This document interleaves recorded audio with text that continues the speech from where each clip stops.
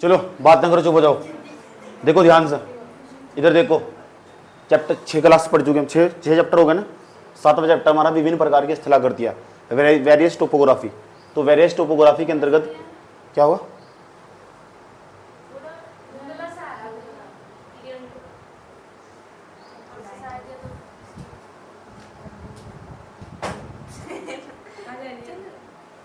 चलो देखो वेरियस तो यहाँ तो सुन लो, वेरियस टोपोग्राफी समझ रहे हैं हम।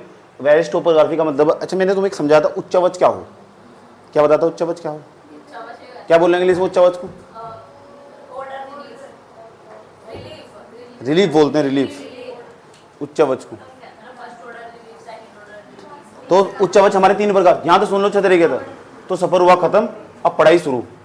समझ में आई बात है? अब पूरी 5 दिन तक लगातार 5 या 6 दिन लेंगे हम, और इसमें 5-6 दिन में से सारा खत्म कर लेंगे वर्ल्ड ज्योग्राफी को। समझ में आई बात है?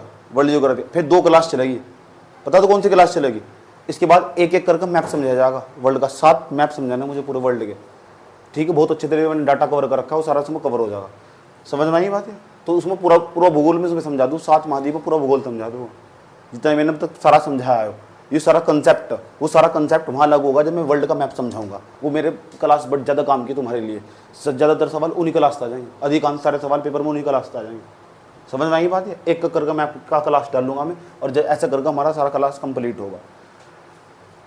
इस यहाँ तो देखो ये कितना इंपॉर्टेंट सेक्शन है, यहाँ तो पक्का सवाल आते हैं। इस बार जो PCS पेपर देने गए थे उसमें भी सवाल था। इसमें बच्चे पूछते सवाल कहाँ से आते हैं, यहाँ से आते हैं भाई। समझ गए? याद करना जरूरी, याद कर लो अच्छी तरह, होश में होगा, ठीक है? तो वेरियस टोपोग्राफी, अब हम समझते हैं वेरियस टोपोग्राफी का मतलब क्या हो। विभिन्न प्रकार की स्थलाकृतियाँ बनती हैं पृथ्वी पर। कैसे बनती है सर, थोड़ा समझाओ। एक हो उच्चावच, जिसे हम रिलीफ कहते हैं इंग्लिश में। उच्चावच क्या हो पृथ्वी पर? क्या उच्चावच? उच्चावच बता दो क्या हो उच्चावच, क्या हो उच्चावच? पृथ्वी पर उपस्थित ऊपर खाबड़क क्षेत्रीय उच्चावच कहलावा, उसे रिलीफ कहते हैं। पिछली क्लास तो मैंने तभी से समझाया, उसी चीज़ को रिलीफ कहते हैं। मान लो तुम ऊपर प्लेन में बैठे हुए और नीचे तुम झांक रहे, तो तुम्हें 2 चीज़ दिखाई देगी। एक तो कॉन्टिनेंट दिखाई देगा, एक ओशन दिखाई देगा। एक महाद्वीप दिखाई देंगे, एक महासागर दिखाई देंगे। जो महासागर होंगे या महाद्वीप होंगे उन्हें हम प्रथम श्रेणी के उच्चावच कहते हैं, फर्स्ट ऑर्डर रिलीफ कहते हैं। क्या बोलते हैं? प्रथम श्रेणी के उच्चावच। थोड़ा एक काम करो, जूम करो अपने मैप को, जूम करो, जूम करते जाओ करते जाओ करते जाओ, ठीक? क्या दिखाई देगा तुम्हें? नदियाँ, पठार, पर्वत, झील, ये सब दिखाई देंगे ना, दिखाई देंगे तुम। इन्हें बोलते हैं द्वितीय श्रेणी के उच्चावच।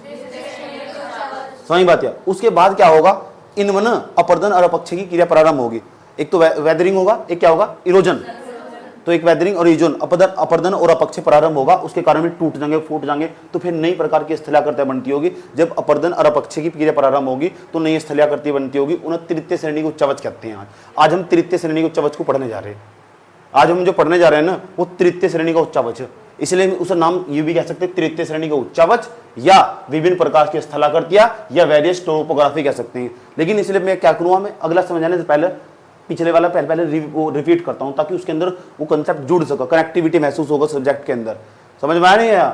उसके बाद तो वेरियस टोपोग्राफी, इसे हम लैंड फॉर्म्स भी कह सकते हैं। लैंड फॉर्म्स, जिस तरह हिंदी में कई नाम हो, इस तरह इंग्लिश में भी कई सारे नाम हो, इसे वोकैबुलरी बोलते हैं। याद रखेंगे बात है? तो वेरियस टोपोग्राफी कह दो, लैंड फॉर्म्स कह दो, एक ही मतलब है। पृथ्वी बनने वाली विभिन्न प्रकार की स्थलाकृतियां कह दो, थर्ड रिलीफ ऑर्डर कह दो, तृतीय श्रेणी को उच्चावच कह सको, ये नाम है इसका। याद रहेगी? ठीक, आओ समझते ध्यान से। अब सवाल है ये भूसंचलन क्या हो, तो इसे समझने के लिए पहले मुझे थोड़ा सा बैक जाना पड़ेगा, फ्लैश बैक चेक करना पड़ेगा। तो मैंने तुम्हें अर्थ मूवमेंट समझाया था। पृथ्वी के अंदर ना कुछ हलचल उत्पन्न होती रहती है। पृथ्वी के अंदर पृथ्वी पर 2 बल काम करते हैं। एक तो कुछ उसके अंदर काम करते हैं बल, एक उसके कुछ बाहर काम करते हैं बल, ठीक है? जो अंदर बल काम करते हैं उसे एंडोजेनिक फोर्स कहते हैं। एंडोजेनेटिक फोर्स, एंडोजेनेटिक कह दो या एंडोजेनिक कह दो। एंडोजेनिक जेनेटिक एक ही मतलब हो, ठीक? एंडोजेनेटिक फोर्स अंतर्जात बल, पृथ्वी के अंदर प्लेटें आपस में जो बल लगा रही उनसे अंतर्जात बल कहते हैं। उसके कारण क्या होगा? उसके वे 2 प्रकार क्यों, एक तो दीर्घकालिक हो, एक आकस्मिक हो। ये मैंने पूरा अच्छे पिछले वाली क्लास में, भूसंचलन वाली क्लास में बड़े डेप्थ अच्छे तरीके से समझाया कि भूसंचलन में दीर्घकालिक बल कौन सा हो और जो हमारा आकस्मिक बल कौन सा हो, सडन फोर्स जिसे कहते हैं। और ये हमारा लॉन्ग टर्म लगने वाला बल है। सही बात है, बहुत धीरे धीरे काम कर रहा है। जैसे पर्वत बनना नहीं बना, पर्वत कैसे बन रहा है? बली तो लग रहा है लेकिन धीरे धीरे लग रहा हो, वो दीर्घकालिक बल है, लेकिन है अंतर्जात बली। समझ आई बात है? उसके बाद आकस्मिक बल, भूकंप अचानक झटके तो नहीं आया तुरंत, वो आकस्मिक बल है। आकस्मिक बल तुरंत आ जाएगा झटके से, सडन फोर्स हो, ठीक? इस तरह कर स्थलाकृति का निर्माण हो। ये हम पीछे पहले वो पूरा सेक्शन हम पढ़ चुके, we have already discuss. We have already discuss this topic, okay. Endogenetic force, याद रहेगी बात है। Now we are talking about the exogenetic force, you know, we are talking about exogenetic force.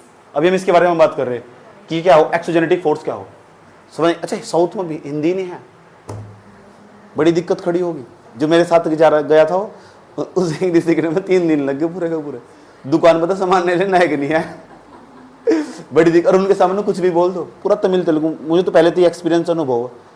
अभी मैं क्या कर रहा है, घूम चुका मैं सारे वहाँ। अभी मैं ग्रामीण क्षेत्र का दौरा कर रहा है ज़्यादातर।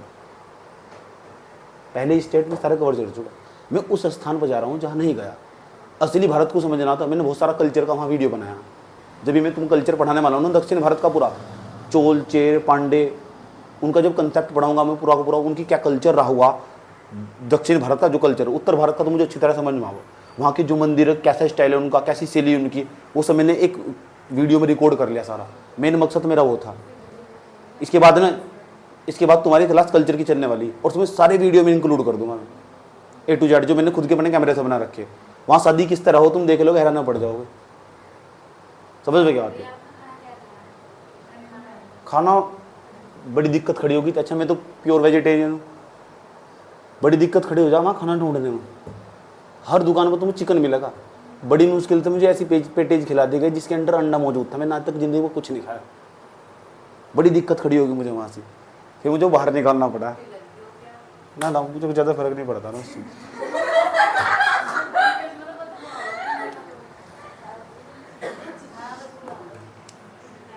लेकिन घूमने के बाद ना नॉलेज बहुत मिलती है। मेरे जीवन काल में एक बार घूमना बहुत जरूरी हो। अभी तो तुम कहीं किसी भी स्थान पर जाएंगे तो जाते हैं टूरिज्म प्लेस, जो फेमस स्थान। नहीं, मैंने सोचा मैं गांव में जाऊंगा। अगर वहाँ समझ आना उनका, ठीक है, कठिन जरूर होगी क्योंकि वे रीजनल लैंग्वेज यूज़ करते हैं। तो मैंने सोचा गाँव में जाऊँगा। तो इस बार मैं गाँव में गया। मैं पहले ही सारे में घूम रखा ऑल इंडिया में, 1-2 स्टेट को छोड़ दो। तो इस बार मेरा मकसद यही है, हर महीने में निकलूँगा, हर महीने। नेक्स्ट, पता क्या है वो मेन एजेंडा, पता क्या है। लोग कहते हैं कि नौकरी बहुत बड़ी चीज़ है। कुछ भी नहीं है नौकरी। नौकरी यार, तुम नौकरी में कभी भी जिंदगी में घूम नहीं सकते, बंध जाओगे तुम। मैं कई बार बता चुका है, पढ़ना, पढ़ाना और घूमना, इससे बेस्ट दुनिया में कोई काम नहीं मानता। ये मेरी नज़र का बात बता रहा हूँ। तुम्हारी नज़र में कुछ भी हो सकता है। ऐसा क्यों पता?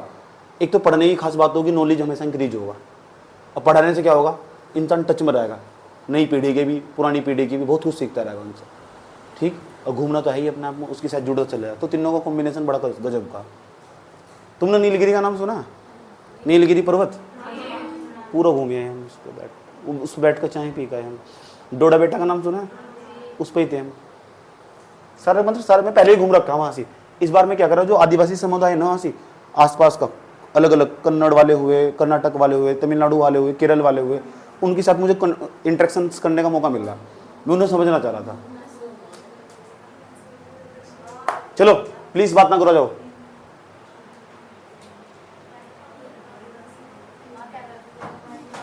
सुन लो सुन लो सुन लो सुन लो, चले क्लास रोकना। चलो बात बहुत होगी, बात ना करो प्लीज, सा जाओ।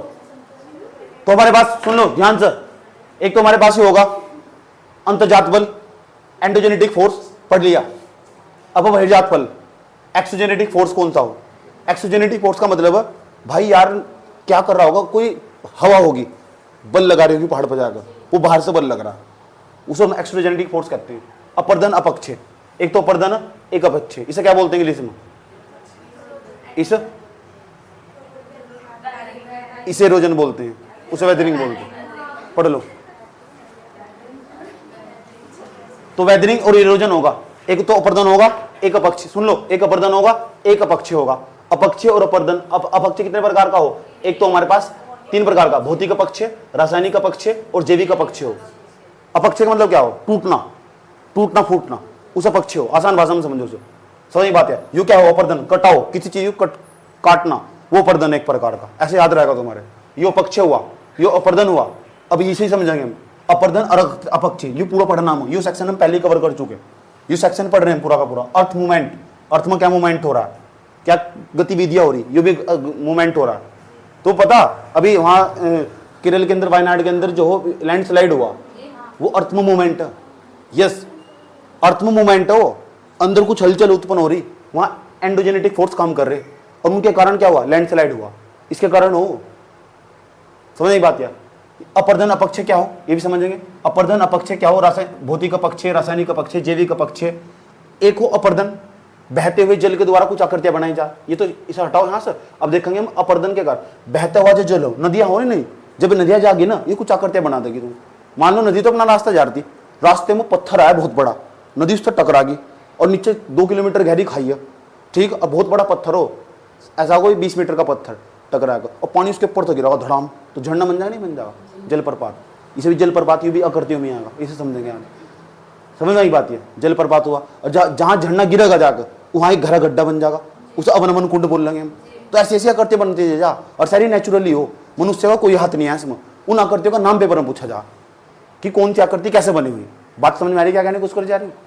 बाह्य जो बहिर्जात बल हो, बहिर्जात बल के द्वारा विभिन्न प्रकार की स्थलाकृतियां पृथ्वी में बनाई जा, वेरियस टोपोग्राफी जिसे बोलते हैं, लैंडस्फॉर्म बोलते हैं इसे, लैंडस्फॉर्म। विभिन्न प्रकार की स्थलाकृतियां जो पृथ्वी बनाई जाए, जो बनाई जाएगी ना, जो पृथ्वी आकृतियां बनाई जा, उन आकृतियों का नाम पेपर में पूछा जा, कौन कौन सी आकृति है, कैसे कैसे आकृति है, और ये भी पूछा जा बनी कैसे हुआ, उसका प्रोसीज क्या है, पूरा का पूरा। वहां तो सवाल पूछा को पक्का। आसान आसान चीजें पढ़ना आसान, वर्ल्ड की झील पढ़ा दी, वर्ल्ड की नदियां पढ़ा दी, ये तो मैं 7 दिन में कवर कर दूंगा सारा।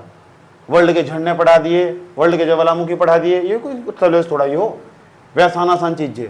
और वे जब भी समझ में आगे, जब भी सारा समझोगे क्या है कि कौन सा बल वहां किस तरह काम कर रहा है, बना कैसे, ठीक। टाइम सब पे ही इतना हो, चाहे कोई भी हो, सब इतना ही पढ़ते, तो अच्छे लेवल पर जाकर पढ़ो, समझे। अब आ जाओ ध्यान से, बहुत गौर से समझना, पूछूंगा तुमसे। अब हम जो विभिन्न प्रकार के स्थलाकृतियां पढ़ने वाले, वे अंतर्जात बलों के द्वारा निर्मित नहीं हुई ना, वे बहिर्जात बलों के द्वारा निर्मित हुई। पहले ही सवाल ही हुई है, समझ बात। या जलप्रपात बना अंतर्जात बल के कारण बना कि बहिर्जात बल के कारण बना, तो ये सवाल है, समझ बात। यार उसके बाद वहां भाबरक क्षेत्र बन चुका, भाबरक क्षेत्र अभी जानेंगे, भाबरक क्षेत्र कौन सा हो, बांगरक क्षेत्र कौन सा हो, समझ, जलोढ़ शंकु कौन सा हो। ये जो क्षेत्र बनने ने सारे सारे जो आज मैं पढ़ाने वाला हूं, उसमें सबका सबसे बड़ा योगदान है बहिर्जात बलों का। बहिर्जात बलों के द्वारा निर्मित आकृतियां हैं, अंतर्जात बलों के द्वारा निर्मित आकृतियां नहीं है। We have already discuss this topic, okay. Now we are talking about exogenetic force, landform, that means various topography, विभिन्न प्रकार की स्थलाकृतियां, इनके बारे में बात कर रहे हैं हम। You have any problem? Okay.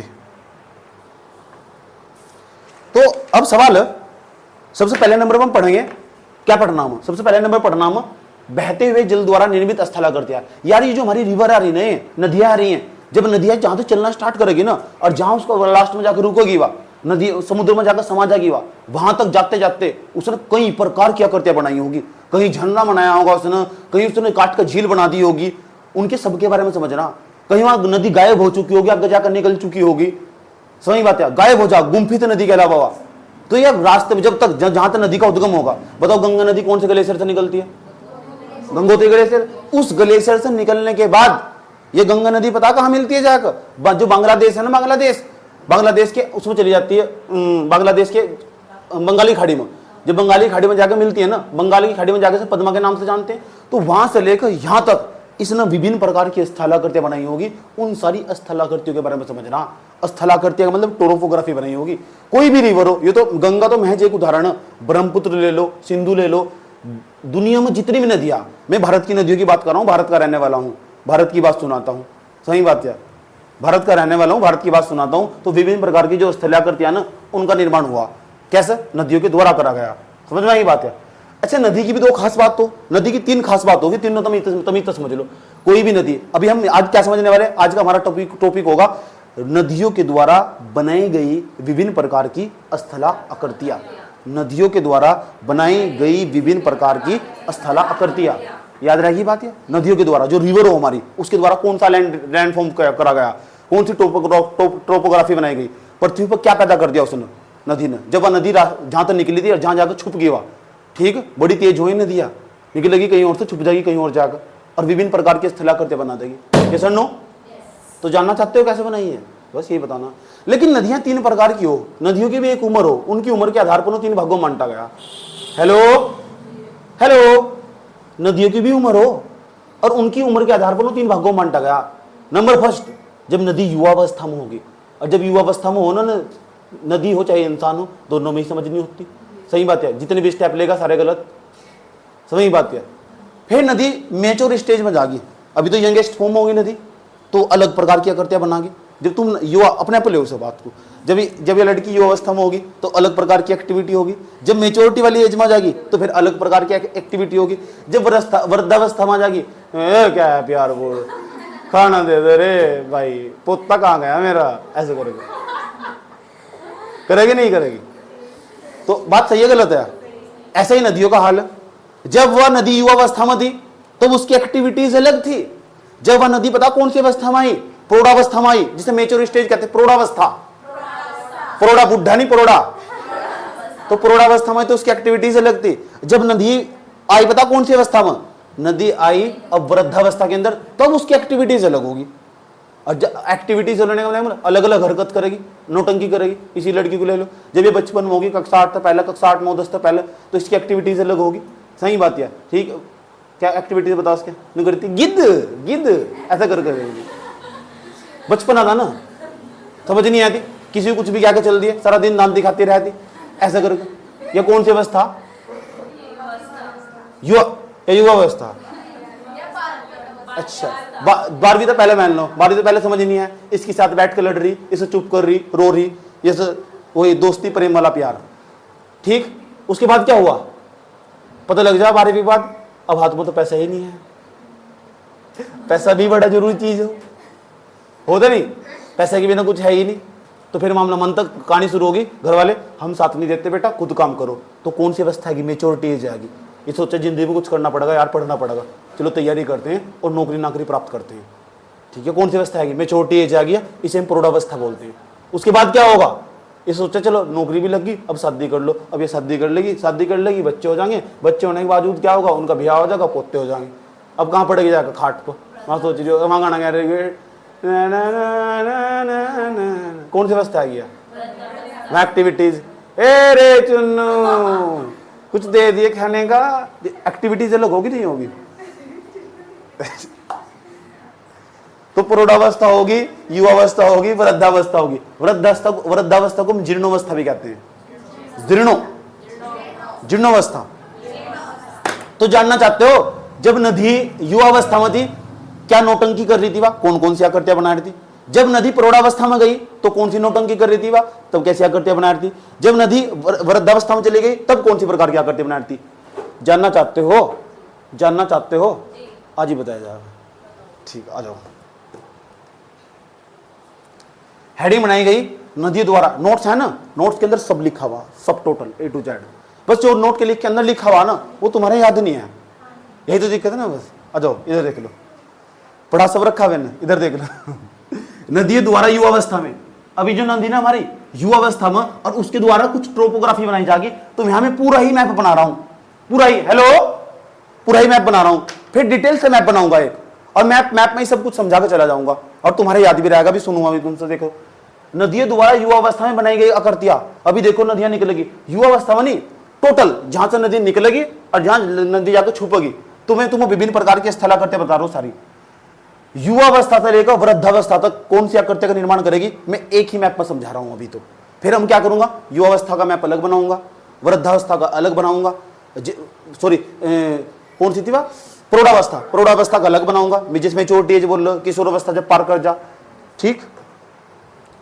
उसके बाद कौन सी होगी, उसके बाद होगी वृद्धावस्था। ये सर नो, ऐसा करके आ जाओ। पहले समझते हैं, एक बात बताओ कर, नदी ने भी ताजा ताजा बहना शुरू करा, ग्लेशियर पिघल गया।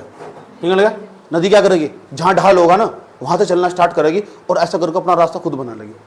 अगर पहाड़ होगा तो ऐसे चलेगी ऐसा करके, और वो ना फिर क्या करेगी, जिस स्थान पर बहरी, मान लो ये तल है इसका नदी का, बहरी ने इस स्थान तो इधर तक सिकोड़ ले, इधर तक सिकोड़ ले, और धीरे धीरे इस घाटी को काट कर गहरा करती रहेगी। गड्ढा, ऐसा करके तेजी से फास्ट चलेगी और बहुत उसका जो ढाल होगा ना बहुत तीव्र होगा, तेज होगा। ये रहा, आया सही नहीं। उसके बाद क्या करेगी वह, इस स्थान को साइड से काटेगी, साइड से काटेगी, और साइड से काटने के बावजूद कुछ ऐसा दिखाई देगा और ऐसा काटते चली जाएगी। मानो ये नदी जा रही है हमारे पास, ऊपर से ही नदी है,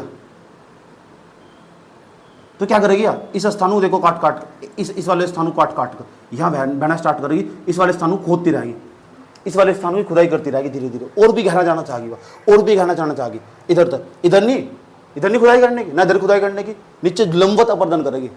समझ की बात है, कौन सा अपर्दन है, लंबवत अपर्दन करना स्टार्ट कर देगी। ठीक, अपर्दन में अपना स्टार्ट कर देगी, खुदाई करती रहेगी, काटती रहेगी, मिट्टी को काटती रहेगी।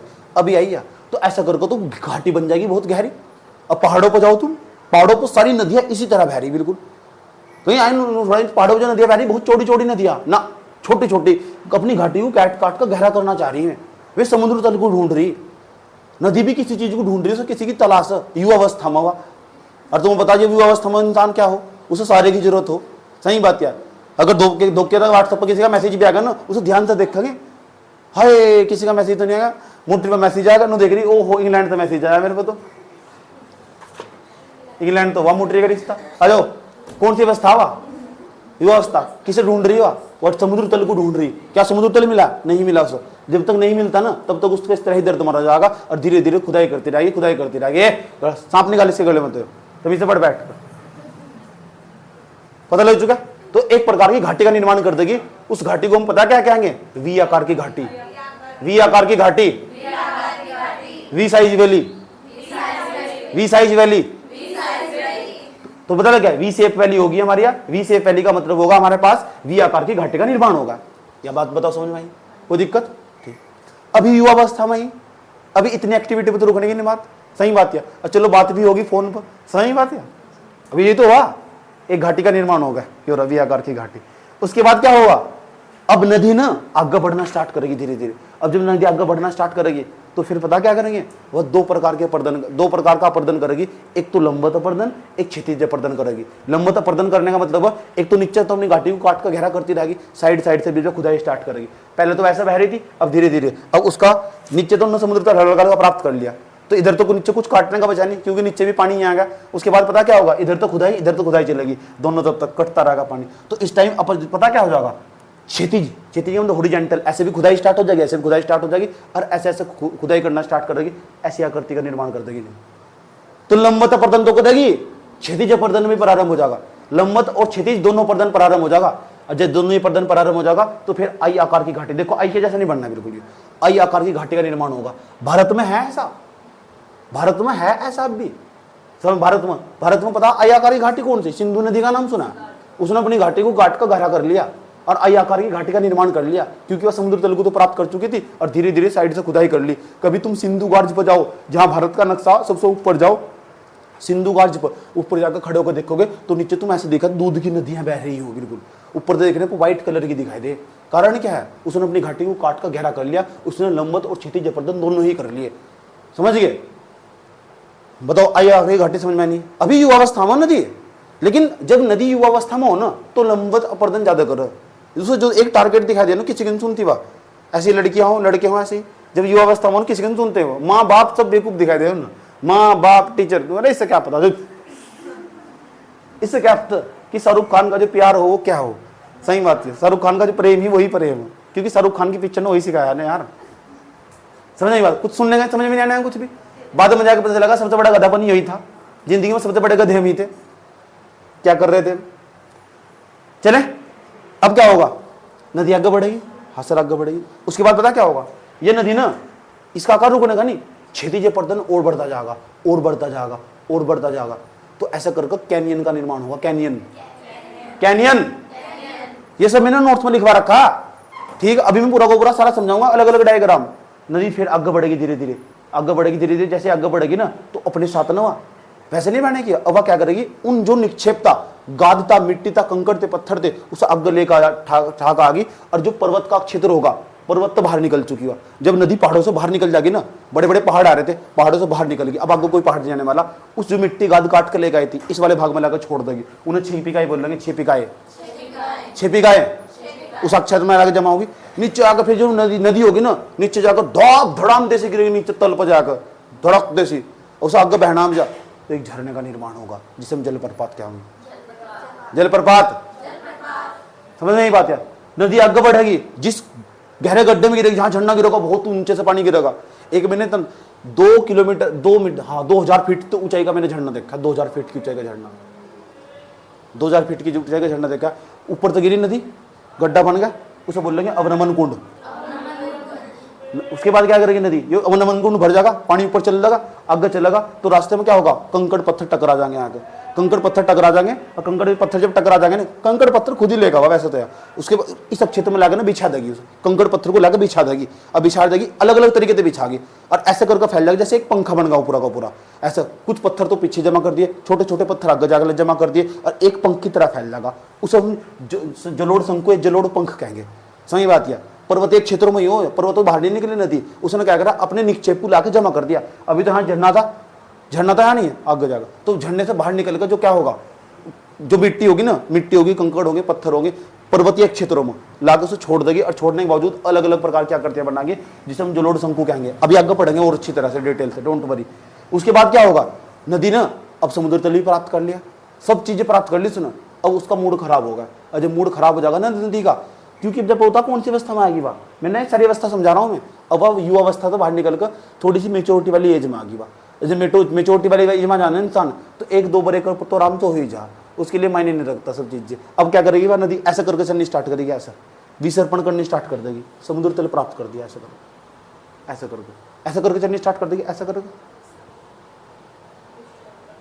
विसर्पण करना स्टार्ट कर देगी, कर दिया नदी ने। ये वाला भाग पीछे नहीं, किसी जमाना ऐसा होगा यो अपना एक भाग ही खुद पीछे छोड़ देगी, वहां ले जा, कोई और आ जाएगा जिंदगी में, घबराने की कोई जरूरत नहीं है। गई नदी, ये भाग पीछे छूट गया, नहीं छूट गया, यहाँ एक झील का निर्माण हो जाएगा, उस झील को हम गोखुर झील बोल लेंगे। विसर्पण करती हुई नदियां, हेलो, विसर्पण करती हुई नदियां पीछे छोड़ देगी सब, ठीक। एक वक्त था जब करता था तेरा इंतजार, अब भाड़ में गई तू और तेरा प्यार।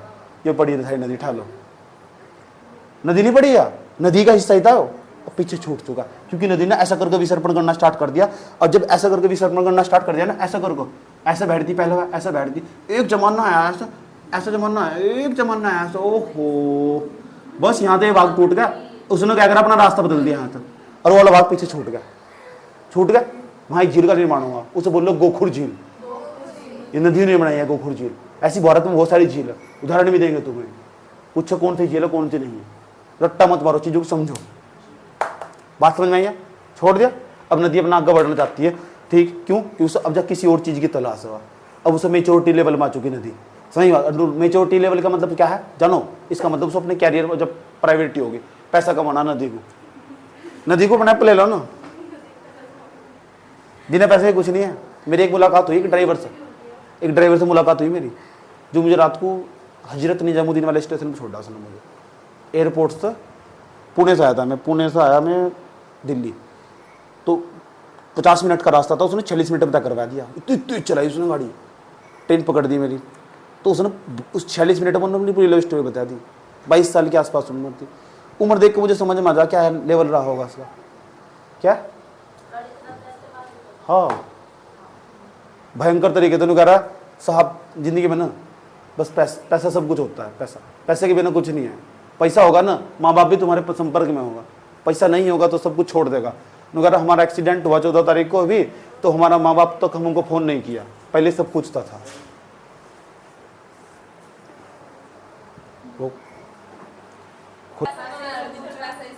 हाँ, पैसा ही जिंदगी में सब कुछ हो। ऑटो वाला मुझे बोल रहा है भाई जी पैसे के बिना कुछ नहीं है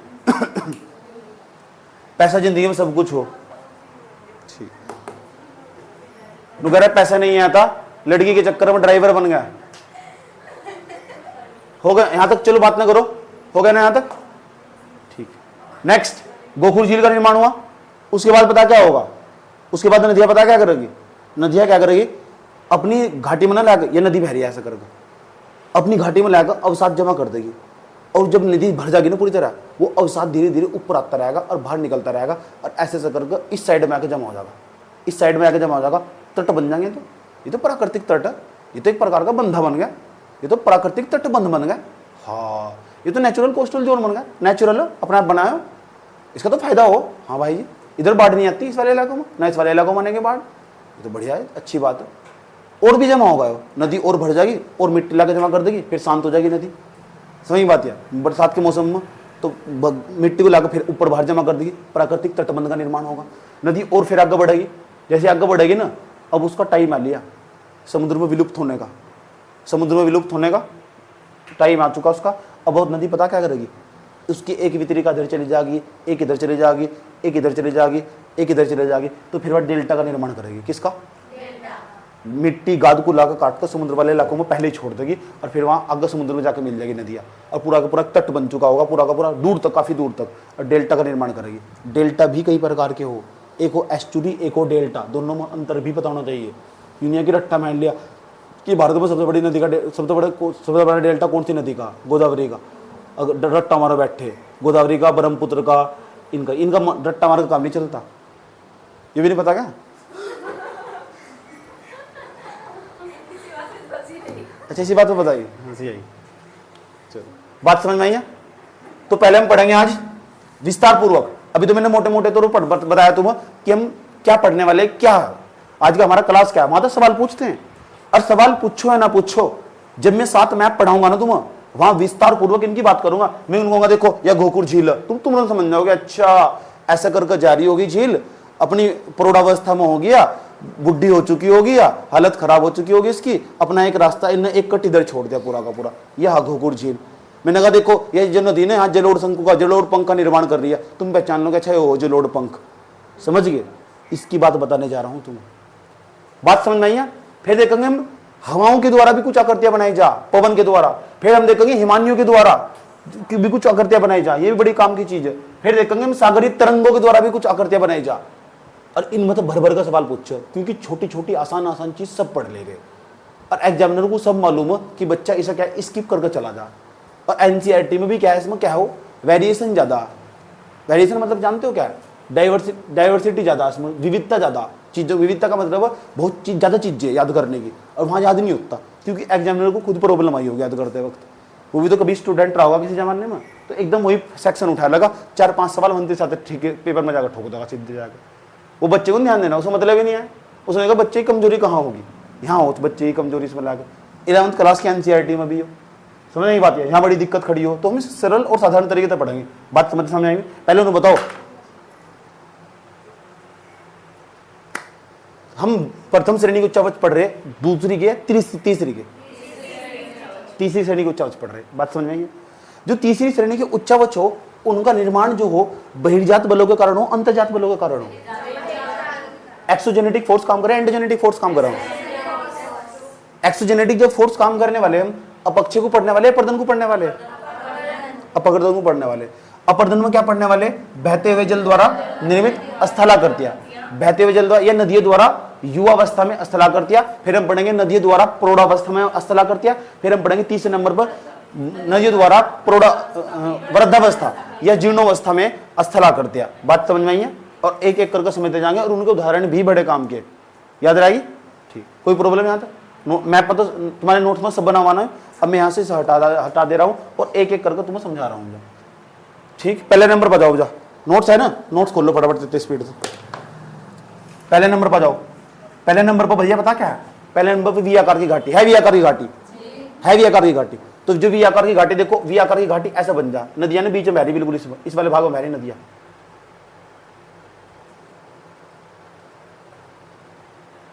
ठीक है, वी आकार की घाटी। जब नदियां ना पता क्या होगी, नदियां जब पहली बार पर्वतों से बाहर, ग्लेशियर से निकलती है, तो जिस ग्लेशियर से निकलती है ना, तो अपर्दन करना स्टार्ट करती है। और अपर्दन करती है वर्टिकली। वर्टिकली मतलब लंबवत।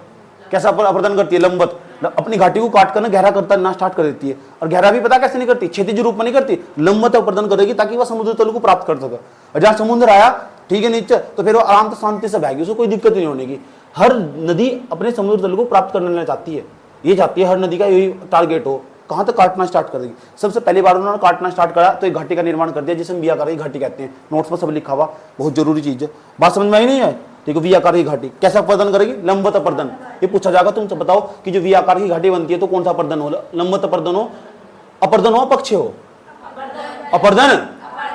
याद रहेगी बात। या उसके बाद क्या होगा, देखो हमें यहाँ भी दर्शा रखा है इस बात को। दूसरे नंबर पर नोट्स को पता क्या लिखा हुआ, दूसरे नंबर पर जो दूसरी आकृति बनाएगी, पूछूंगा मैं तुमसे, यहाँ देख लो, मैं पूछूंगा युवा अवस्था में जो कौन कौन सी आकृति बना। जी आपने पहले नंबर पर समझाया वी आकार की घाटी बना, जी आपने समझाया। फिर दूसरे नंबर पर एक पहले नंबर पर वी आकार की घाटी बनेगी, दूसरे नंबर पर आई आकार की घाटी बनेगी। अब जब आई आकार की घाटी बनेगी ना, उसमें पता क्या होगा, नदी का लंबवत प्रदन तो होगा ही, लंबवत प्रदन के साथ साथ कैसे होगा, क्षैतिज प्रदन भी प्रारंभ हो जाएगा। लंबवत प्रदन तो होगा ही साथ साथ में, सुन लो, देखो ऐसे लंबवत प्रदन तो हो ही रहा, लेकिन अब जब क्षैतिज प्रदन भी प्रारंभ हो जाएगा। प्रदन मतलब काटना, मिट्टी को काटना स्टार्ट हो जाएगा, मिट्टी इधर से भी कटनी स्टार्ट हो जाएगी, मिट्टी बीच में तो कटी रही थी इधर से भी, तो फिर क्या होगा, इधर वाला भाग भी कट चुका होगा और ऐसा दिखाई देगा, तो एक आई आकार की घाटी बन चुकी होगी। ऐसा भारत में हो चुका है, भारत की नदियों में ऐसा हो चुका है, दुनिया में बहुत सारी नदियां उनमें भी ऐसा हो चुका है। पेपर में सबका सवाल पूछेगा, नहीं ये पता होना चाहिए आई आकार की घाटी कौन सी हो, क्यों, क्योंकि नु पूछ लो निम्नलिखित में से कौन सी नदी है जो भारत में आई आकार की घाटी का निर्माण करती है। पहला ब्रह्मपुत्र, दूसरा हमारे पास दे देगा गंगा, तीसरे नंबर पर दे देगा हम सतलज, चौथे नंबर पर दे देगा सिंधु नदी, आंतर सिंधु नदी, टिक लगाएगा, ऐसा पूछे सवाल। समझ में आएगी बात या, ठीक, कोई दिक्कत। नेक्स्ट आई आकार की घाटी, आई आकार की घाटी पता लग चुका, आई आकार की घाटी पता लग गया ना, उसमें लंबवत प्रदन के साथ साथ क्या होगा, क्षैतिज प्रदन। वी आकार की घाटी पता लग चुका, आई आकार की घाटी पता लग चुका। युवा अवस्था में कितने आकृति बनाई इसने अभी, 2। तीसरी स्थला करती है, उसका नाम है कैनियन, कैनियन, कैनियन। तीसरे नंबर पर चले जाओ, तीसरे नंबर पर आपसे क्या कैनियन होगा, कैनियन भी बोल लो सर, ये कैनियन क्या हो, बनियान नहीं है, कैनियन क्या है, कैनियन। तो जब नदी के द्वारा ना, अच्छा ये हो ना जो आई आकार की घाटी, इस आई आकार की घाटी को हम गार्ज भी बोल रहे, गार्ज, गार्ज।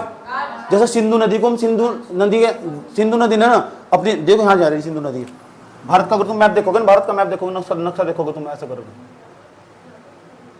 ये यहाँ जा रही सिंधु नदी, इस वाले स्थान की बात कर रहा हूं मैं, इस वाले स्थान को दिखाई दे रहा तुम्हें वाला, ये वाला स्थान है ना, यहाँ को जो सिंधु नदी जा रही है, इस घाटी को काट काट के इतना गहरा कर दिया, इतना गहरा कर दिया, इतना गहरा कर दिया, ऊपर तुम इसके खड़े होकर जाकर देखोगे तो ऐसे दिखाई देगा वैसे जो दूध की नदियां बह रही है, ऐसे बिल्कुल बिल्कुल आई दिखाई देगी, बिल्कुल आई। और ये एक प्रकार का गहरा गार्ज बन चुका है, गहरा गड्ढे को हम गहरा गार्ज कहते हैं, आई आकार की घाटी को हम गार्ज कहते हैं, गार्ज। तो सिंधु गार्ज का निर्माण हो चुका है। ऐसे ही वहां ब्रह्मपुत्र ने कर दिया, ब्रह्मपुत्र ने भी तो ऐसे ही कर दिया, ब्रह्मपुत्र ने। अब तुम पूर्वोत्तर भारत का मैप देखोगे, ऐसे करोगे, यहाँ तक देखो ब्रह्मपुत्र नदी, ऐसा करके नदी आ रही नहीं, यहाँ एक गार्ज का निर्माण, ये तो हमारा सिंधु गार्ज, कौन सा गार्ज, सिंधु, और इसका नाम है दिहंग गार्ज, दिहंग, अरुणाचल प्रदेश में पड़ा दिहंग गार्ज, ये दिहंग गार्ज हमारा, ये पूछा जाएगा तुम दिहंग गार्ज कहाँ पड़ा, इसमें इसी दर्रे में गोवा हुआ, दर्रा एक प्रकार का समझ लो, इसी दर्रे में गोवा, दिहंग दर्रा भी है और दिहंग गार्ज भी है, सही बात है, वही के पास वही रास्ता गुजर रहा है, दिहंग नाम से दर्रा भी है और दिहंग नाम से गार्ज भी है, याद रहेगी बात है, ठीक। मैं गया यहाँ तक, सबसे लास्ट पॉइंट है पता तुम्हें कौन सा, पूर्वोत्तर का, किबिथु पता, सबसे पहले सूर्योदय वहां पॉइंट बना रखा वहां घूमने का।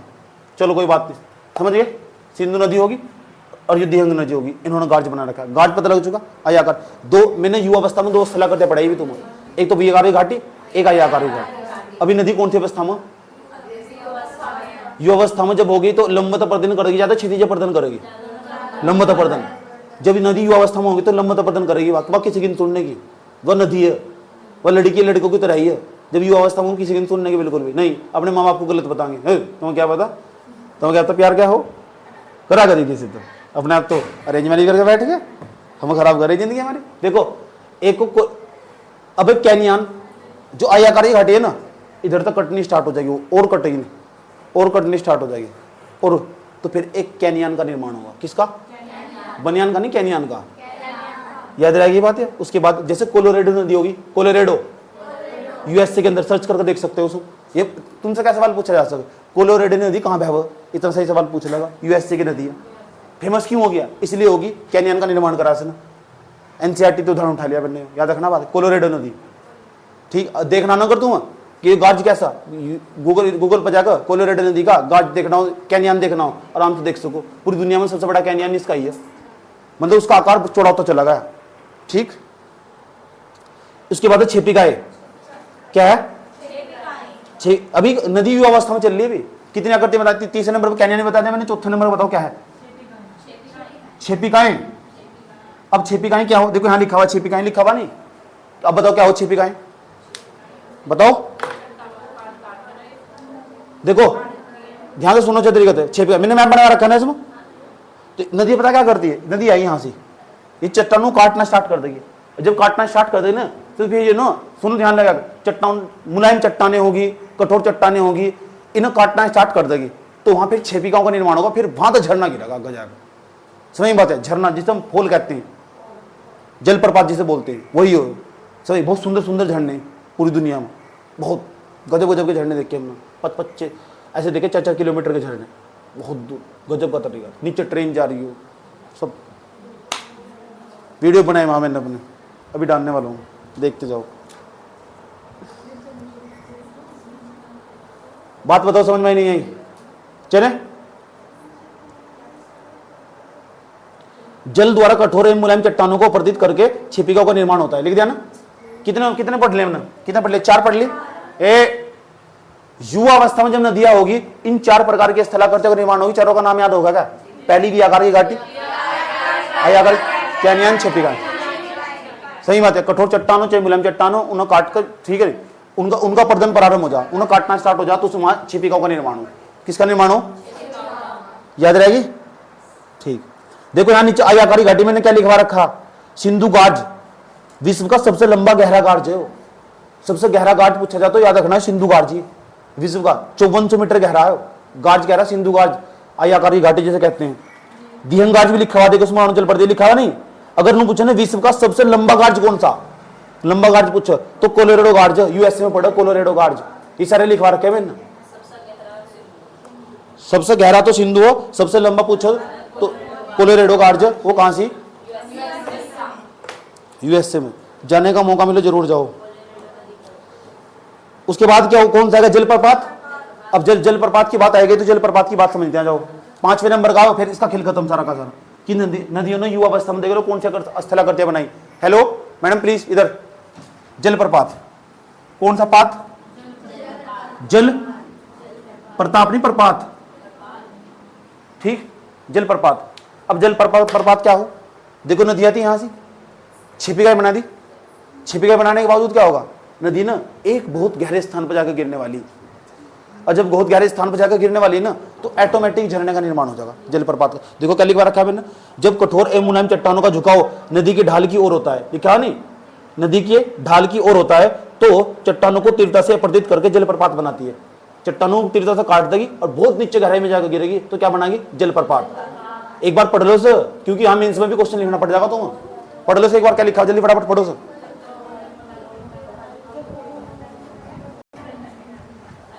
बताओ बात समझ में नहीं आई, ठीक, जलप्रपात। अब याद क्या सवाल पूछेगा, भारत में झरने बहुत है, याद रखना बात है, झरने बहुत है, जलप्रपात बहुत है भारत में, लेकिन कुछ ज्यादा फेमस है जो बार बार पूछो। अगर सबसे बड़ा जलप्रपात पूछो तो क्या कौन था, जो कहां से पढ़ो। अब यहाँ एक कुछ नाम दे रखे जलप्रपात के, भारत में कर्नाटक में शरावती नदी पर जोग जलप्रपात पड़े। कर्नाटक की कौन सी नदी है, शरावती नदी, इसलिए मैंने लिखवा रखा है, एग्जाम्पल पे से डलवा रखा है। क्या नाम पता है इसका, शरावती नदी पर जोग जलप्रपात। इसका नाम महात्मा गांधी के नाम पर भी रखा गया, क्या नाम है इसका, बहुत सुंदर, मैंने इसका फोटो खींच रखा, दिखाऊंगा ग्रुप में भेजूंगा इसके सारे फोटो, सारे जनों के फोटो खींचे मैंने, सब जगह घूम लिया मैंने। भारत में कर्नाटक में शरावती नदी पर कौन सा जलप्रपात, जोग जलप्रपात। दूसरा नाम क्या है इसका, महात्मा गांधी जलप्रपात, बहुत सुंदर जगह, बहुत सुंदर। उसके बाद दूसरे नंबर पर धुआंधार जलप्रपात, कपिल धारा जलप्रपात, सहस्त्र धारा जलप्रपात। ये सहस्त्र धारा यहाँ भी पड़ा देहरादून में, ठीक है, लेकिन तीनों के तीनों ही एमपी के, ये मध्य प्रदेश के हैं। अभी यहाँ उत्तराखंड वाले समझ लो ना, ठीक है। ये तीनों के तीनों नर्मदा नदी पर और एमपी में तीनों के तीनों पूछा जाएगा इन तीनों का नाम। एक शिव समुद्रम जलप्रपात, जो कर्नाटक के अंदर कावेरी नदी के तट पर, इसका भी फोटो खींच लिया मैंने, बहुत अच्छा दिखाई दे रही, याद रहेगी, कोई प्रॉब्लम। उसके बाद आ गया अवनमन कुंड, कौन सा कुंड आया, अब हम अवनमन कुंड के बारे में समझेंगे क्या बलाओ। 6 नंबर पर अवनमन कुंड। अब बताओ क्या अवनमन कुंड। देखो जहां जलप्रपात की राशि जहां भी गिरती होगी एक गहरे गड्ढे का निर्माण करती होगी, उसे हम अवनमन कुंड के नाम से जानते हैं। याद रहेगी बात, लिखा हुआ ना इसमें, हाँ ऐसे लिखा हुआ। मैं क्यों बता रहा हूँ, मेंस में लिखने में काम आ जाएगा। एक क्वेश्चन तुरंत बनेगा। कैसे क्वेश्चन बनेगा, नदियां जब बहिर्जात बलों के द्वारा, नदियां जब युवावस्था में होती है उनके द्वारा बनाई गई विभिन्न प्रकार की स्थलाकृतियों का सचित्र वर्णन करो, ऐसा सवाल बन जाएगा। फिर क्या लिखोगे, इसलिए बात कर रहा हूँ। बताओ कोई दिक्कत यहां तक। एक जलगर्तिका, जलगर्तिका, ठीक है। अब नदी जा रही थी, ये देखो जा रही, या जा रही नदी, हेलो नदी जा रही, इसके मानो तुरंत कठोर चट्टान आएगी। हेलो नदी जा रही, इसके मानो तुरंत कठोर चट्टान आएगी, हो आएगी।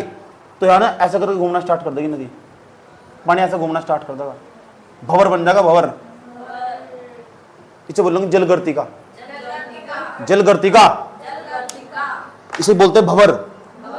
कोई इंसान अगर इसे फंस जा, चाहे कितना बड़ा तेरा कुओं हो, नाव फंस जा ना, वह भी डूबेगी इसमें। हाँ एक बार भंवर में कोई बीच में चला गया ना, तो कोई इसमें तो निकल नहीं सकता। समझ बात, याद रखना बात। अगर कोई इंसान इस भंवर में फंस गया ना, कोई निकल नहीं सकता इसमें, कितना बड़े तेरा रखा हो। कोई नाव फंस जाने इसके अंदर, मान लो तुम समुद्र में जा रहे यात्रा करते हुए, अगर तुम भंवर के रास्ते में आ गए ना, तो तुम गए। क्यों, भंवर कैसे बनेगा, सामने पक्की बात है, नदी जा रही थी, चट्टान आ रहा होगा, और समुद्र पानी में जाने में दिक्कत होगी होगी, तो वहां भंवर का निर्माण हो जाएगा, पानी ऐसे घूमना स्टार्ट कर देगा, तुम्हारी नाव वहां फंस गई ना बीच में, ऐसे घुमा देगी तुम्हारी नाव को, और तुम फिर उसमें गहरे गर्त में जाकर समा जाओगे। उसमें तैराक कर निकलना, नीचे तक पानी घूमता रहेगा, तुम वहीं घूम जाओगे, और 2 मिनट में तुम्हारी मौत हो जाएगी। ऐसा ही यहाँ भी हो, यहाँ इस वाली नदी में एक बार मैं भंवर में फंस गया था तैरता हुआ।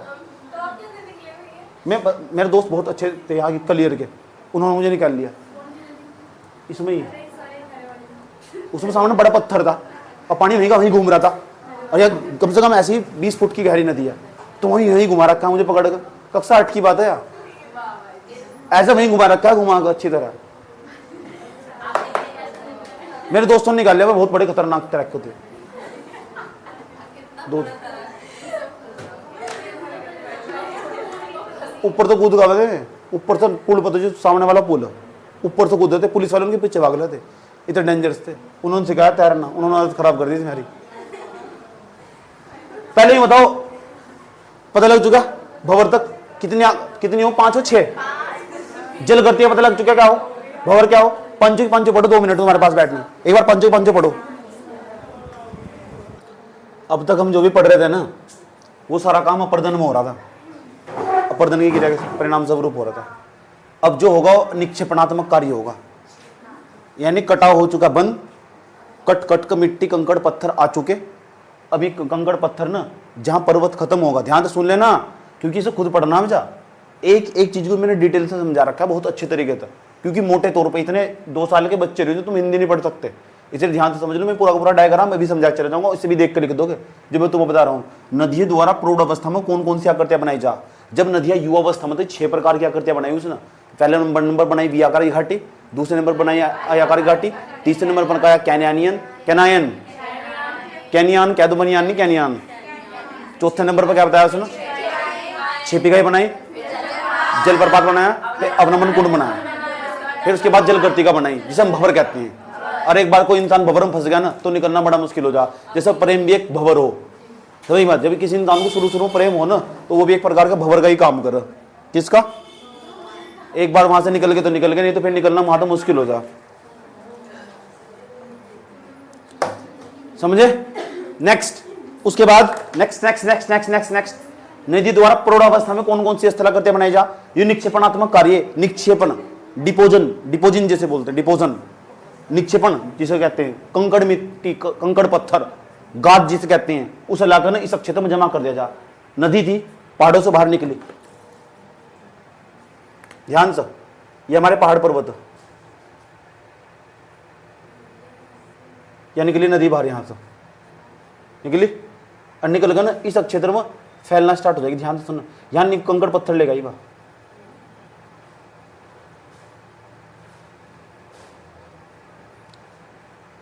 और जो बड़े बड़े कंकड़ पत्थर होंगे वे तो पीछे रह जाएंगे। अब धीरे धीरे छोटे छोटे यहां पहुंच जाएंगे, ऐसे करके और इस पूरे एरिया में लाकर जमा कर देंगे। छोटे छोटे कंकड़ पत्थर यहां से, बड़े बड़े कंकड़ पत्थर यहां से, बड़े बड़े कंकड़ पत्थर तो यहां से होंगे और छोटे छोटे कंकड़ पत्थर यहां होंगे।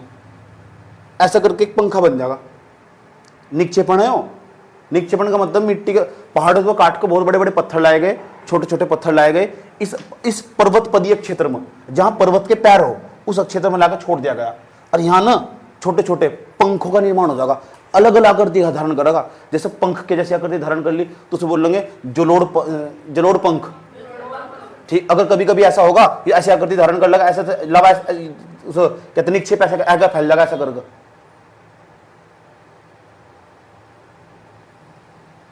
ऐसा आगे नीचे फैल जाएगा, ऐसा आएगा। और इधर भी नीचे पैसा आगे फैल जाएगा, बीच में नदी जा रही, बीच में नदी जा रही, नीचे पैसे फैलेगा नहीं तो शंकु बन गया, तो उसे जलोड़ शंकु बोल लो, जलोड़ पंख कहो, जलोड़ शंकु कहो, या फिर भाबर क्षेत्र। भाबर चंडीगढ़ का नाम सुना, चंडीगढ़ पंजाब सतलज वाला का देखा पूरा का पूरा, ऊपर तो जो पहाड़ों पर नदियां बना वो पूरा क्षेत्र भाबर क्षेत्र में बसा हुआ। चंडीगढ़ हुआ, पंजाब हुआ पूरा का पूरा, ऊपर वो पटियाला हुआ, ये सब पूरा एरिया पता कहाँ है बसा हुआ, भाबर क्षेत्र बसा हुआ। और भाबर अक्षेत्र वही अक्षेत्र, भाबर अक्षेत्र को हम जलोड़ शंकु कहते हैं, जलोड़ पंख कह दो, इतने सारे नाम है इसके। और ये भारत में ही नहीं है, पूरी दुनिया में हर जगह होगा जहां भी नदियां होगी। जैसे नदियां पहाड़ों से बाहर निकलेगी ना तो तुरंत वे वहां जा उस क्षेत्र में जाकर निक्षेप जमा कर देगी, और जब निक्षेप जमा कर देगी उस क्षेत्र को एक अलग ही प्रकार की आकृति धारण कर लेगी। तो जो जितने भूगोलवेत्ता, भूगोल पढ़ने वाले वैज्ञानिक भूगोल पर रिसर्च करते हैं, भूगोलवेत्ता बोलते हैं उसे, ठीक, वे ना इस स्थान को नाम दे देते हैं जलोड़ पंखु बन गया, क्योंकि जलोड़ हो, जल के द्वारा जो निक्षेप लाया गया उसे जलोड़ बोलते हैं। जल के द्वारा जो निक्षेप लाया जा, ठीक है, बाहर से, उसे जलोड़ बोलते हैं। और जलोड़ उसमें फिर आकृति धारण कर ली शंकु के जैसे, जलोड़ शंकु, तो नाम से ही बन जा। ठीक, याद रखना भातिया, यही है पूरा का पूरा। बड़े बड़े पत्थर पीछे रह जाएंगे, छोटे छोटे पत्थर आगे चलते रहेंगे, ऐसे भी धारण कर सके जलोड़ शंकु, ऐसे भी हो सके, ऐसा भी हो सके। ये जलोड़ शंकु होगा, ये तो जलोड़ शंकु होगा, ये जलोड़ पंख होगा, पंख के जैसा बन गया, इसे पकड़ कर पंख के हवा कर सको, ऐसे करोगे, समझ गए नहीं, इसलिए नाम रख दिया बस, और कुछ भी नहीं है। बात समझ में आई है क्या कहने की? जाए फर्स्ट सवाल पता क्या पूछेगा, जो मैं स्टेटमेंट देता हूँ, जलोड़ जो पंख वो ना नदियों की वृद्धावस्था में बना जाएगा, सही गलत है? ऐसे स्टेटमेंट पता होना चाहिए तुम्हें, ये सवाल है, समझ गए? ठीक, ऐसे सवाल बनागा तो पता होना चाहिए ना कब कब कहाँ क्या क्या बनना है। भाबर क्षेत्र वो नदियों की युवावस्था में बनाया जा, सही है गलत है? भाबर क्षेत्र, भाबर क्षेत्र तो ये जो समझा रहा है, इसे जलोड़ पंख कह दो, जलोड़ शंकु कह दो, इसे भाबर क्षेत्र कह दो, एक ही तो मतलब है ना का। ये तो प्रौढ़ावस्था में जा, प्रौढ़ावस्था का क्या मतलब हो? मेचर एज, कहते हैं मेच्योरिटी आ गई, अब नदी मेच्योर हो गई, अब उसे पता लग चुका क्या क्या करना, कहाँ कहाँ क्या क्या करना।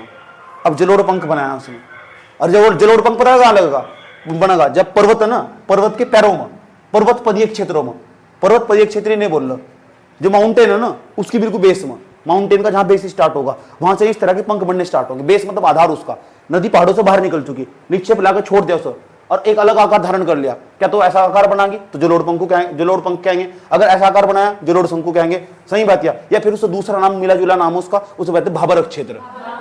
भाबर क्षेत्र, ये भाबर क्षेत्र, समझ गए? आगे क्या होगा भाबर क्षेत्र में? नदी ना पत्थर जमा हो चुके, नदी बीच में तो पत्थरों के बीच में नीचे निकल कर बहुत नीचे गहराई निकल गया, 4-5 किलोमीटर आगे जाके निकलेगी, नदी खो जाएगी वहीं, ऐसे जैसे नदी गुफा में घुस गई हो। लोग पता क्या क्या उत्तराखंड में क्या हुआ, भगवान का नजारा, पता क्या बोल रहा, आधे तो इतने बड़े बड़े गधे बस गए, कह रहे आज तक किसी को नहीं पता है नदी कहां से निकल रही है। मजाक नहीं करना, मैं रियलिटी बात बता रहा हूँ, साइंटिस्ट भी फेल हो गए, कुछ भी मतलब कुछ भी बताया जा रहे बच्चों को। जैसे तुम यहाँ तो घूमने जाओगे ना समझ आराम से, तो लोग मिल जाएंगे तुम आसपास के स्थानीय लोग जिन्हें ज्यादा जानकारी नहीं है, यह नदी वहां से निकली और आज तक साइंटिस्ट इसकी खोज नहीं कर पाए कहां से निकली है। अरे वह गुम्फित नदी हो भाई, समझ की बात यार। भाबर क्षेत्र में पर्वत जहां हो ना उसके पैरों में आकर नदी इस तरह खोजा, फिर आगे 2-4 किलोमीटर आगे जाकर निकलेगी, वहां कहीं से नहीं निकल रही है कुछ भी, ऐसी कोई नदी होगी किसी को नहीं पता आज तक कहां से। 15वीं शताब्दी में सबसे पहली बार अकबर ने पता कर लिया था गंगा नदी कहां से निकल रही है। उस टाइम पर तो टेक्नोलॉजी भी नहीं आती, अब तो ऐसे यंत्र मौजूद है, यंत्र मौजूद है, ऐसी चीजें बताते हैं कौन कौन चीज कहां से निकल रही है।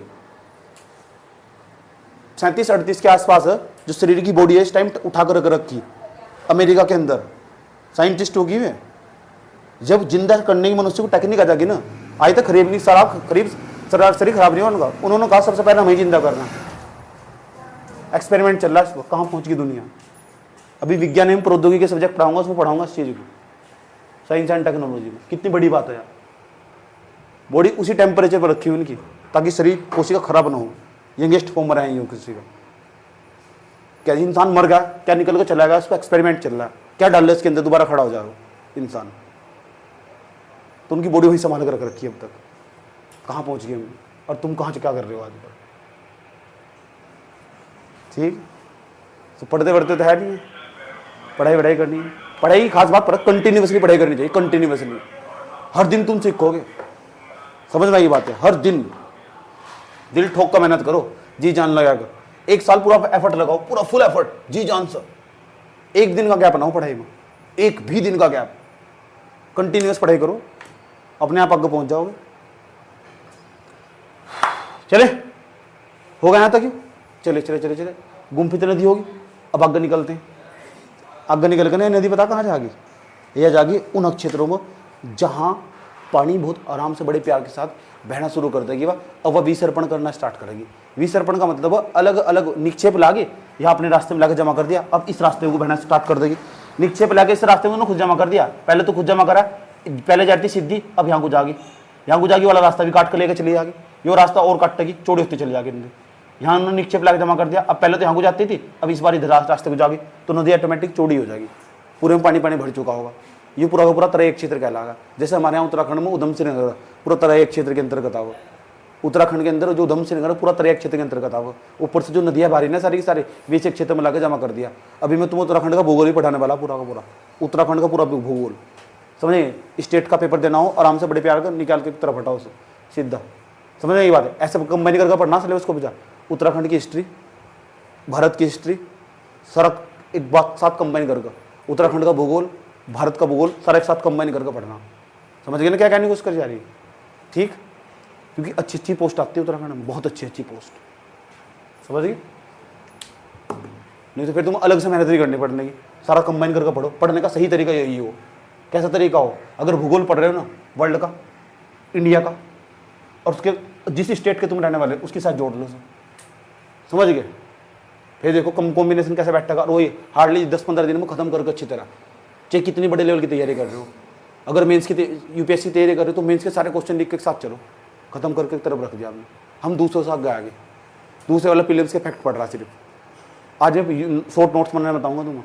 इतनी मोटी कॉपी को तुम 10 पेज में कैसे निपटाओगे? भूगोल की कितनी क्लास है टोटल पता? कितनी पता? कितनी? 56 क्लास है भूगोल की, 56 क्लास है इंडियन जियोग्राफी की, और तुमसे 5 पेज में समेट दोगे। और ये काम करना पड़ेगा तुम्हें, समझ गए। 10 पेज में, हार्डली 10 पेज में, क्योंकि उसमें तो 10 पेज में वो लिखना जो तुम्हारे याद नहीं हो रहा, पन्ने पर लट कर, और वो तुम्हारे काम आएगा, जो तुम पक्का याद है। इसमें कन्फ्यूजन होने के, जहाँ जरा से भी कन्फ्यूजन वो शॉर्ट नोट्स बनोगा, और वो सारा काम का हो। मान लो पूरा नहीं पढ़ना पड़ने का, फिर तुम कॉपी ना 10 पेज पढ़ा, चलो आगे भाग गए। ये हमारा भूगोल का शॉर्ट नोट्स था, एक तरफ कर दिया। मेंस के सारे क्वेश्चन लिख के एक तरफ रख दिया मैंने, समझ गए ना क्या हो रहा है? इस तरह करके तैयारी करनी पड़ा। अब तो तुमने नहीं करी ऐसी तैयारी, दिल ठोक कर तैयारी करो, समझना ये बात है। अच्छे तरीके, अच्छे लेवल पर जाकर पढ़ाई करो, बहुत बेहतरीन तरीके से। एक भी दिन का गैप ना, एक भी सब्जेक्ट में कुछ भी, एक भी ऐसा टेस्ट हो जो तुमने नहीं लिखा हो अपने हाथों से। सारे टेस्ट लिखे हो, सारे टेस्ट दियो, प्रीलिम्स के भी और मेंस के भी, समझ गए। अभी तुम्हारी युवावस्था, मैं नहीं चाहता तुम वृद्धावस्था में आओ, सच में ही युवावस्था। अभी तुम जो चाहो कर सकते हो, कुछ भी, इतना ही यंगे। और दूसरों तुम काफ़ी बहुत ज़्यादा आगे हो, बहुत ज़्यादा आगे। तुम सब पहले से ही नॉलेज है, तो उसको निखारना। चले, उसके बाद नदी यहाँ चले गए हम, तराई क्षेत्र होगा। तराई क्षेत्र में पाताल तोड़ कुएं पाए जा, समझ बात है। आसान भाषा में गोड्डा मारो पानी निकल जाए, मजाक नहीं कर रहा मैं। तूने मार लिया, नहीं तो गोड्डा मारो खून निकल जाएगा, समझ गए। मतलब आसान भाषा में हमारे पापा कहा करते थे कि यहाँ से ना आसान 5-10 फुट पर पानी निकल कर चला आ रहा आराम से। लोग ना मासी जब पानी नहीं मिलता तो नदी में गए, खुदाई करी हल्की सी, 10-5 मिनट का गड्ढा खोद दिया, आराम से पानी निकाल के वहीं पी लो। ऐसा होता है एक क्षेत्र में। उसके बाद वो तराई क्षेत्र तो है ही हो, तराई क्षेत्र के बाद यो बांगरक क्षेत्र, और एक हो खादरक क्षेत्र। एक हो खादरक क्षेत्र, नदी आई, नदी जब आगे ना ऊपर तक अपने साथ बहुत सारे उपजाऊ मिट्टी लेकर आ गई वहाँ ऊपर। तो पहाड़ी मिट्टी जो हो, बहुत ज़्यादा उपजाऊ मिट्टी हो, फसल बहुत अच्छी हो उसमें, और उसमें मैदानी क्षेत्र में लाकर छोड़ देगी। जैसे हमारे यहाँ लक्सर होगा लोकल में, और जो सोलानी नदी है ना ऊपर से आती है, और इस क्षेत्र में लाकर हर साल बाढ़ आती है। इस क्षेत्र में जब भी बरसात का मौसम होगा पानी भर जाएगा, और फिर फसल बहुत अच्छी होगी। लोगों का घर तो तबाह हो ही, फायदा भी हो, फसल बहुत अच्छी हो। उसके बाद क्या होगा, ये मिट्टी ना धीरे धीरे ऊपर जमा होती जाएगी, एक चट्टान बनती रहेगी, इसके ऊपर एक और मिट्टी जाएगी। मतलब यहाँ तो नीचे गहरे वाले भाग में यहाँ तो हर साल बाढ़ आ गई, लेकिन ये वाला भाग ऊपर उठ चुका होगा, यहाँ कुछ नहीं होने का। ये नदी का ऊपर वाला भाग है, मतलब नदी जा रही है, देखिए नदी जा रही है, इसके भाग ऊपर वाला भाग है, यहाँ तो नदी आने की। ये वाला बंगर क्षेत्र है पूरा का पूरा। कौन सा? यहाँ पानी भी नहीं चढ़ता पूरा का पूरा, ना कोई टूल है आसपास, नदी जा ही रही है। बंगर क्षेत्र है, कटीली झाड़ियों का निर्माण होगा यहाँ से, कटीली झाड़ियाँ, बेर के पेड़ दिखेंगे तुम वहाँ, छोटी छोटी पत्तियाँ होगी जितने भी ऊपर दिखा देंगे। कारण क्या है? क्योंकि उन्हें पानी नहीं मिलता। पानी तो उन्हें मिला नहीं जो नदी के रास्ते में, वो तो ऊपर आ चुका, वो बांगर क्षेत्र। बांगर क्षेत्र में क्या हो, कटीली झाड़ियों का निर्माण हो, जैसे बेर के पेड़ हुए, ये वो फलाना ढिमका। अभी कुछ नहीं है, शाम पता लग गया ना कौन सा क्षेत्र? बांगर क्षेत्र। बांगर क्षेत्र में कैसी मिट्टी हो, बेर के पेड़ हुए, छोटी छोटी पत्तियां होंगी। कारण पता क्या हो, और उनका आकार भी बड़ा नहीं होता। पेड़ तुमने कभी देखा नदी के किनारे बहुत बड़े बड़े पेड़ मिल गए होंगे? मिल ही नहीं सकते। नदी के किनारे की बात बता रहा हूँ, जब नदी मैदानी क्षेत्र में जा रही हो, जहाँ खुला वातावरण हो, कारण पता क्या है? कभी भी देखो तो मान लो या कोई नदी जा रही है ऐसा करके, और आसपास कुछ नहीं है, ना कोई पहाड़ है ना पर्वत है, ठीक, लेकिन यहाँ ये पूरा क्षेत्र बांगर क्षेत्र है, छोटी छोटी कटीली झाड़ियों का निर्माण होगा। ऐसे ऐसी घास का मन लगे तुम, वो छोटी छोटी, उनकी पत्ती भी इतनी छोटी छोटी होगी बस। बेर के पेड़ देखो, बेर के पेड़ छोटी छोटी नहीं होती। कारण पता क्या है? कारण पता है? वेपराइजेशन, वाष्पीकरण। वो पेड़ पौधे पता क्या कर रहे हैं, वहाँ इतने बड़े सागुन के पत्ते नहीं मिलने के। कारण क्या है? क्यों? क्योंकि पेड़ को अपना अस्तित्व बचाना, और पेड़ को अपना अस्तित्व बचाने के लिए उसका क्या होगा, वाष्पीकरण कम होगा। वाष्पीकरण कम होगा, पानी ज़्यादा नहीं आने का, क्योंकि जो बड़े बड़े पत्ते होंगे उसमें पानी ज़्यादा नहीं होगा, और पानी की वजह से कभी वो क्या करेगा, अपनी पत्ती का आकार खुद ही छोटा कर लेगा पेड़, जानबूझ कर। क्यों? ताकि उसकी अस्तित्व बचा रहा पेड़ का। तो जितनी कटीली झाड़ियाँ हो, पेड़ पर कांटे क्यों आओ, इसलिए तो हो। कारण पता क्या है? यही है कि वो ना जो पत्ती थी पहले छोटी थी, धीरे धीरे धीरे धीरे, क्योंकि उसको अपना खुद का अस्तित्व बचाना, तो उसने अपने पत्ते ही गायब कर दिए। कह रहा मैं पानी पत्ती में जाने नहीं देने का, इस पत्ती का छोटा छोटा आकार करके उसका कांटा ही बना दूंगा। वो पेड़ कह रहा है, अब बना लिया उसने, इसलिए कटीली झाड़ियाँ वहीं पाई जहाँ जहाँ बंगर क्षेत्र होगा। समझ गए? ये कारण हो, पता लग गया? और जो पेड़ लंबे लंबे क्यों नहीं होते भाई, यहाँ जो पेड़ ये लंबे क्यों नहीं होते पेड़? कारण पता क्या? इधर तक भी धूप लग रही, इधर तक भी धूप लग रही, उधर तक भी धूप लग रही, चारों तो धूप लग रही, क्या दिक्कत है? संघर्ष नहीं करता पेड़। पहाड़ पर जाओ, इधर भी पहाड़ियाँ, इधर ही पहाड़ियाँ, उधर ही पहाड़ियाँ, धूप ही नहीं पहुंच पाती, क्या करेगा? धूप ढूंढने के लिए ऊपर जाएगा, इसलिए लंबाई बढ़ा लगा अपनी। ऐसी कहानी हो बच्चों की, जिस बच्चे के पास सारी सुविधाएं होंगी पढ़ने का ही नहीं, क्यों पढ़ोगे? तुम्हारे पास ऐसी सुविधाएं मौजूद है, घर से पैसा नहीं मिल रहा, प्रेशर, पढ़ोगे। जिसके पास सारी सुविधाएं मौजूद है, कल को पढ़ लूंगा, परसों को, तरसों को, ऐसा कर। मैंने कहा ना, मुझे पढ़ने के बावजूद ना चीज़ों को देखने का नजरिया मिल जाएगा। अब तुम बाहर निकलोगे ना, पेड़ को जाकर देखोगे, अच्छा छोटा से ले रहेगा, देखो। नहीं, रिलेटिव बात है, मैं मजाक नहीं कर रहा हूँ। बच्चे मुझे इस तरह मैसेज करके कह रहे हैं, जो भूगोल पढ़ रहे हैं मेरे तो कह रहे अब हम तो 5 क्लास ले रहे हैं, सारी 5 क्लास देख करने के बावजूद ना, जैसे हम घर के बाहर निकले और पेड़ पौधे को देख तो इनकी तो खोपड़ी बाहर, तो खोपड़ी घूम जा। आप क्या क्या पढ़ा दिए, तो फैक्ट नहीं रट मारा ना। पता लग गया। और जब मैं घूमने गया था ना, वहां मैंने इस पर सबका वीडियो बना रखा है, ऐसा कैसे है, कौन सा। मुझे तो लगभग पूरी दुनिया का ही पता, कहाँ कहाँ किस तरह क्या क्या। इतनी तो पढ़ाई कर रखी है ना मैंने, बस एक क्या रह गया, घूमना बाकी। भारत में सारे में घूम लिया, अब बाहर निकलूंगा थोड़ा, अब इच्छा हो रही बाहर जाने की बहुत ज्यादा। समझ गए? हाँ, पूरा सफर तय करना, पूरी दुनिया देखनी है, बहुत खूबसूरत है यार दुनिया। चले, उसके बाद क्या होगा, आगे चलेंगे मंगल क्षेत्र। उसके बाद क्या होगा, नदी विसर्प करना स्टार्ट कर देगी। नदी ना शांत हो, जैसे हमारे यहाँ मंदाकिनी नदी शांत नदी कहलाती है, ऐसे करके चलना, विसर्प करना स्टार्ट कर देगी टोके से।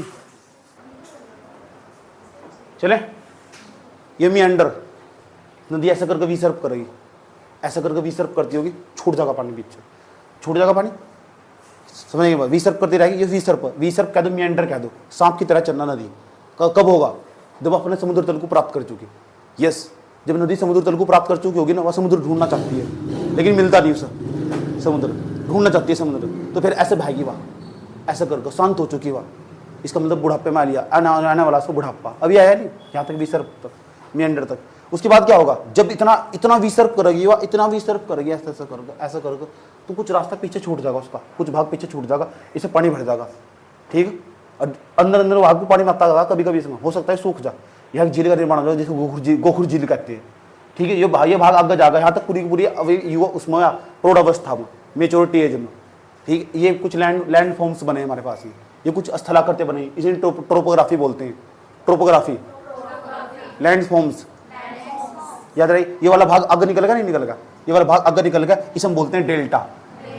याद रही। तो डेल्टा के बाद वृद्धावस्था में, डेल्टा के बारे में कई प्रकार के डेल्टा हो, एक डेल्टा हो एक एस्चुरी हो, डेल्टा हो एक एस्चुरी हो। नोट्स में बहुत अच्छे तरीके से लिखा हुआ, आराम से समझ सको बड़े प्यार के साथ। यहाँ तक का ये पूरा का पूरा समझ में आया, पूरा का पूरा क्या था।